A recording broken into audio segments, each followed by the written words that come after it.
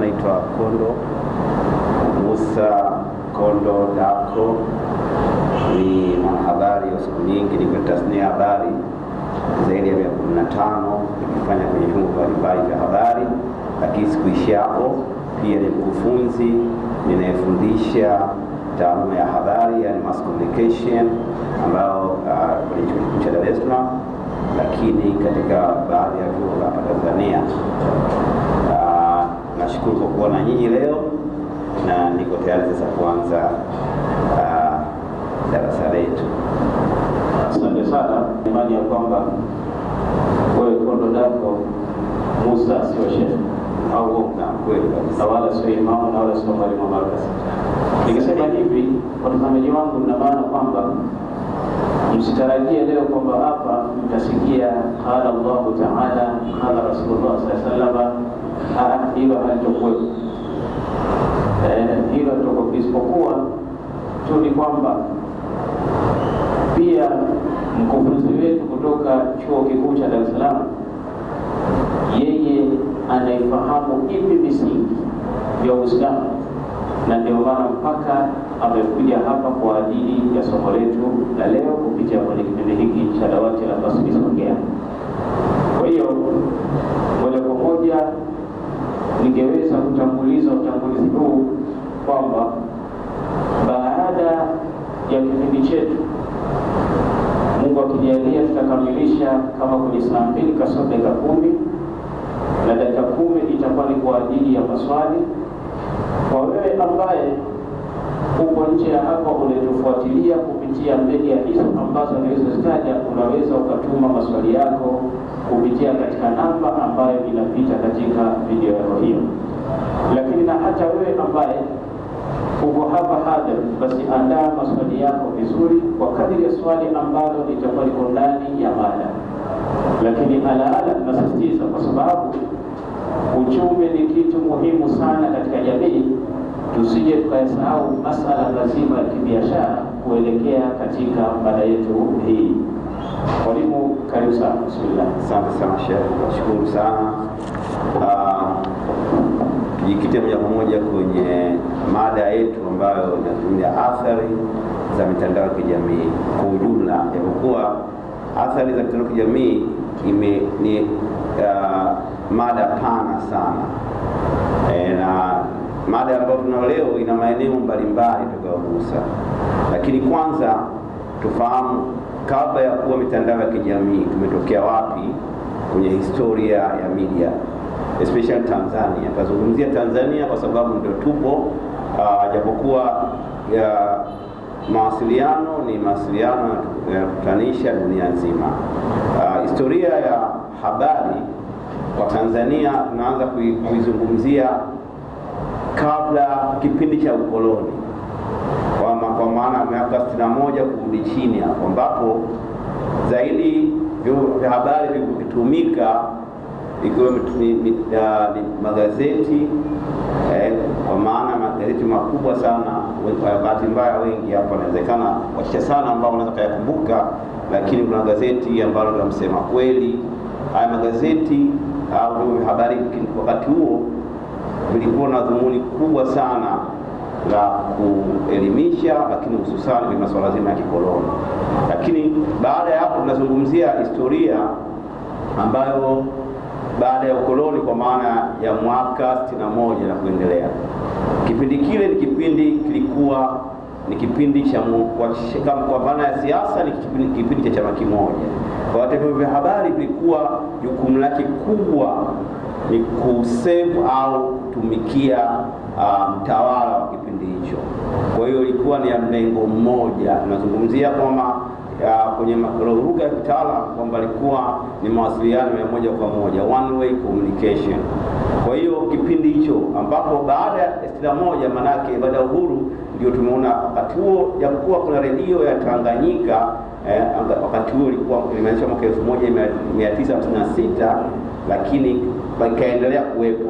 Kwa hiyo mabadiliko ya habari tunaanza kuzungumzia kuanzia miaka hiyo, lakini mabadiliko makubwa sana ya habari yalifanyika mwaka 1990, miaka 90, hususani mwaka 93, ambapo ambapo ndio ilipitika sera ya habari, au kwa maana kubwa tulipata tunaita sheria ya utangazaji ambayo inaitwa Broadcasting Service Act ya mwaka 1993, na hii ilikuja baada ya miaka ya 90 dunia kuingia kwenye mageuzi ya kiuchumi na mambo ya kibiashara, masuala ya biashara binafsi kuanza kuchukua wakati huo. Kwa Tanzania wakati huo ndio tukaona sasa milipuko ya vyombo vya habari ambapo ndio mlipuko wa media binafsi. Kwa wale ambao wana umri huo, miaka ya 93 kulikuwa vyombo vya habari vikubwa sana, mfano IPP Media ambacho vilikuwa na ITV, Radio 1, lakini pia kulikuwa na Radio Free Africa, RFA, Star TV na baadaye Clouds FM walizaliwa kubadilisha mazingira ya habari na burudani. Kwa hiyo pale tukaanza sasa kuona habari inaingia kwenye mikono ya watu tofauti.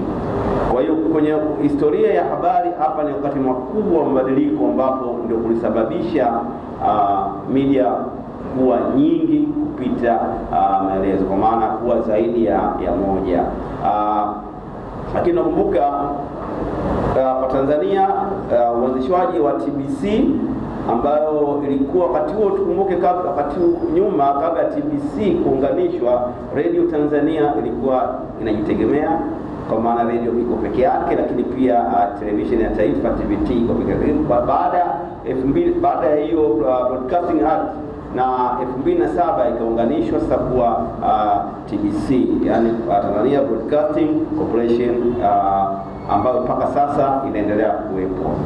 Mabadiliko sasa mengine makubwa zaidi yalitokea miaka 2010 hadi sasa, pale mabadiliko ya kidijitali na maendeleo ya kijamii yalianza kupatikana.